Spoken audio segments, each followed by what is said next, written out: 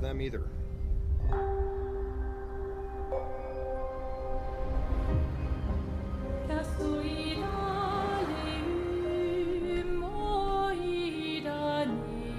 Bonjour everyone.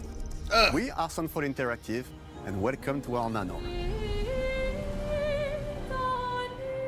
We are a small studio based in Montpellier, France, working on our first game, Clair Obscur Expedition 33. It's a turn-based RPG set in a fantasy version of late 19th century Belle Epoque France. Turn-based combat.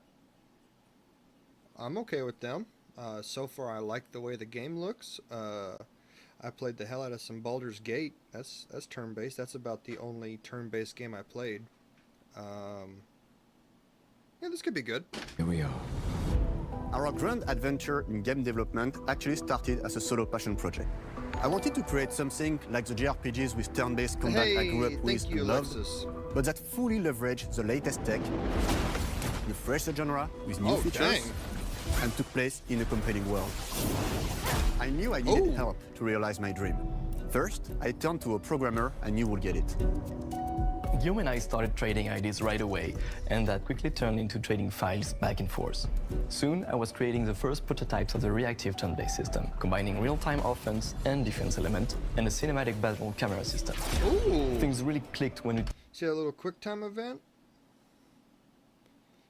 You can't just be spamming buttons, you gotta be paying attention. Okay. tested the first version of those features. We felt we had something both challenging and fun.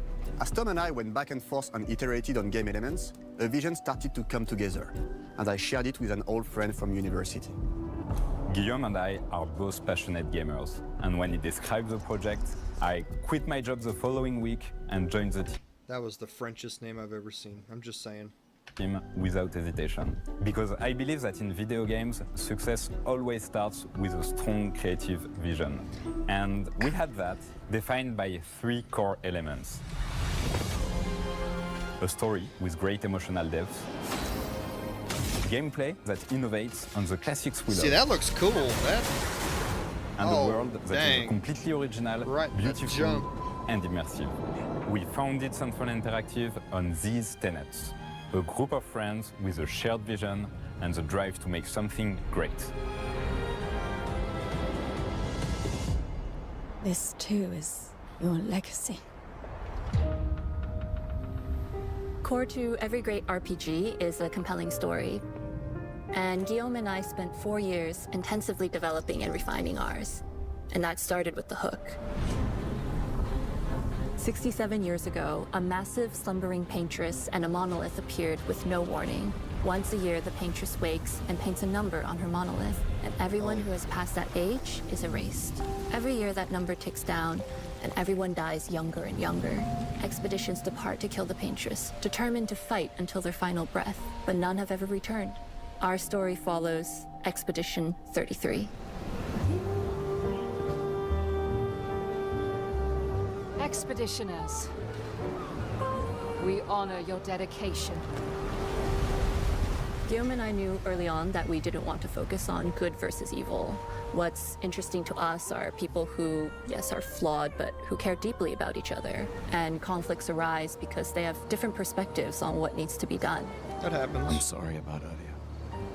We wanted our story to feel dark and mature, with adult characters who feel like real people with real experiences. I'm always missing something that everyone else just gets. The heart of the story is about overcoming an existential threat while struggling with loss and grief. And it's rooted in the characters' relationships, both to each other and to themselves. What are we gonna do, huh? Tell me. What are we gonna do? In a world like this, how does one stay hopeful or make peace with their fate? What duty do we owe to each other or to ourselves? These questions are deeply personal to me, and they permeate the story behind the story. Know that Lumiere fights with you. Tomorrow comes Expedition 33. The characters all have their own motivations and perspectives. Gustave and Lune are deeply invested in the expedition, even if they fight all the time. To them, the mission is tied not only to their family, it's central to their identity and purpose. Protocol doesn't cover every contingency. You know that. Contrast that with Ciel, whose darkest days have already happened. What are the stars whispering to you? Actually, I'm the one whispering to them. It's something my dad and I used to do. And Maëlle, who cares more about really living her life, not just living longer. Gustav, are you real? It's not No, I'm a all ghost. dark, though. Along the way, they meet various colorful NPCs and recruit Monoko, who is a friendly but kinda bloodthirsty philosopher and a fully playable character. He has a really cool battle mechanic where he can turn into the enemies he defeats. What are you doing? Oh, so can turn into enemies he defeats. So that means like along the way, as you go through, you know, beating bosses and other monsters, your homie can turn into those. And I'm betting, just how other games are, each boss will have maybe a weakness, and you can have him turn into something. You're gonna be playing Pokemon in the middle of your battle. Could be interesting. Foot! Aha! He's very, very old and has seen many expeditions come and go. He is a Jest Troll, which are a group of playful beings who view battle as a form of meditation. They're fun and sort of ridiculous. You'll meet Monoko and many other Jest Trolls across the game. Bonjour. And of course, there is Esquier, Bonjour. who is one of the oldest and lore-wise the most powerful creatures in the verse. Esquier is that powerful? He will be your mount and help you travel to secret corners of the world. And if you bring him back his special stones, you can unlock abilities for him to access new areas of the world and find exciting secrets. I'm strong, but I'm not that strong. Everyone has their own reason for joining the expedition, and each of them has their own story arc and resolution that we think players will really. That picture goes kind of hard, doesn't it? It looks really cool. I like that pistol. The swords look gnarly. That'll be something to see. And then the monkey man that can turn into other enemies. I'm sure that'll be pretty fun. Connect with. In addition to a strong narrative, we had a clear vision for our own take on the genre's core gameplay. Our reactive turn-based system takes the traditional turn-based battle mechanic we love and adds real-time reaction, which gives combat greater intensity and dynamism. During enemy turns, you can negate all damage by dodging or parrying at the right time. But balancing turn-based with real-time mechanics took a long time to get right. During initial playtests, turn-based players often found the real-time elements too hard. Some of us are still traumatized by enemies from back. They found it too hard. Let me enlighten you. Get good. Then, we've done a lot of rebalancing since, and with a lot of iteration, we ultimately came up with a formula that we're proud of. Players who are good at real-time can take more risks, and others can counterbalance with items and strategies. A big part of that formula lies in the many ways you can customize. Alright, so we're looking at a skill tree, your attributes, we got your combat stats, so like your health and attack power, your level and the required XP. Okay, that's pretty cool. I don't know what recoat means, that's fine. But it looks like you can do this for all of your characters. Well, that's cool. Is your character. We spend a lot of time designing each character's unique mechanics and their custom skill trees. Our philosophy is making every... Alright, so this is a different person. This is Lune.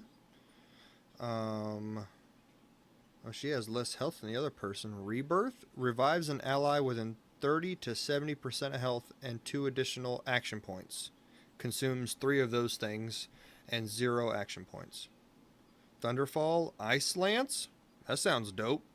Immobilation. Yep, it's good to keep things still. Hard to hit, hard to kill when they're moving. Healing Light, Rebirth. That's the res. And Earth Rising. She's an earthbender. Cool.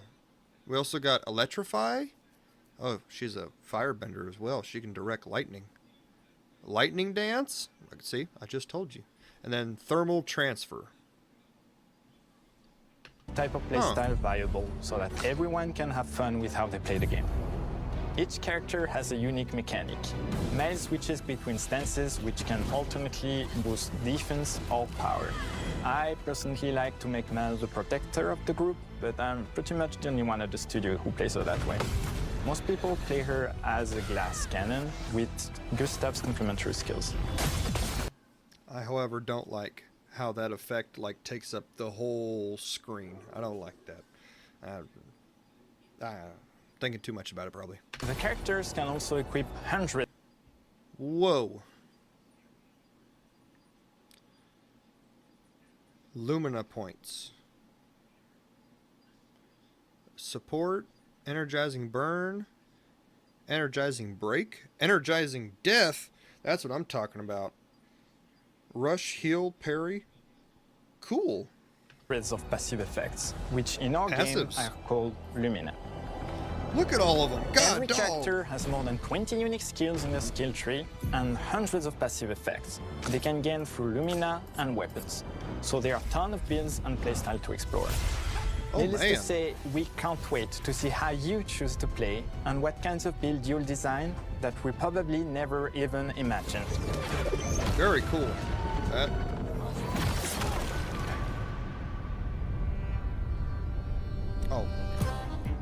Our story is set in the French fantasy world, and I was really excited to design something unique. Oh. Let me go back just a second.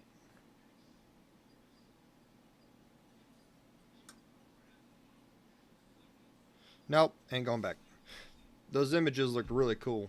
I like the art for them. Every level has its own color and texture identity. For example, the Gestrel Village is an early area in the game where players can enjoy a fun break. We wanted something that feels chaotic, grungy, and toy-like. It's basically a bazaar. Everything's disorganized, chaos everywhere, huts are unsafe, built without much thought. It's a place where anyone could fight you at any point, which is pretty much what the Gestrels are like. The Gestrel Village is hidden inside the ancient sanctuary. The ideas here were forest, labyrinth, and sentinels. I designed it as a vibrant place, like an old graveyard of Gestrels, or forgotten wooden toys in a box, with two main colors, red and white. I wanted to make it feel cozy, hidden from danger, with traps and labyrinths in case enemies get in. Same process with the characters. Minoko came in a single concept. I thought of a monkey-like body, white fur, with a black and red flat mask. Ladies, could I? Ow! Definitely a Gestrel. For Escape, we needed a cuddly companion to take us around the world. I thought instantly of a giant inflatable balloon and old Victorian pillows with many intricate motifs. We start with the core themes and ideas, and the visuals grow organically from there. From the very start of the project, there was one thing that we absolutely wanted to bring back from older JRPGs. A feature we really loved, but is very rare these days. A completely 3D and navigable world map. Yes, we've got a world map.